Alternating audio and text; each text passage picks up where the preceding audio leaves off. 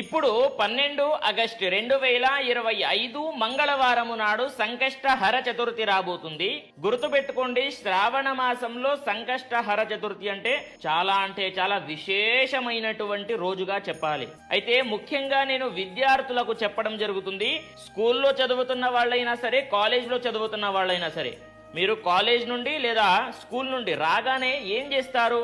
12 August నాడు సాయంత్రం పూట, గుర్తుపెట్టుకోండి, సాయంత్రం పూట 6 నుండి 9 గంటల లోపు ఖచ్చితంగా గణపతి దేవాలయానికి వెళ్ళండి. వెళ్ళి స్వామి వారిని దర్శించుకోండి. దర్శించుకున్న తర్వాత ఓం గం గణపతయే నమః అనేటటువంటి నామస్మరణాన్ని ఖచ్చితంగా 108 సార్లు చదువుకోండి. అదేవిధంగా స్వామి వారిని ఏం కోరుకుంటారు? మంచి బుద్ధిని ప్రసాదించు స్వామి అని చెప్పేసి కోరుకోండి. బుద్ధి కావాలి. విద్య అందరికీ ఉంటుంది, కానీ బుద్ధి కొందరికే ఉంటుంది. ఆ బుద్ధి విద్య రెండు కావాలని చెప్పేసి స్వామి వారిని కోరుకోండి.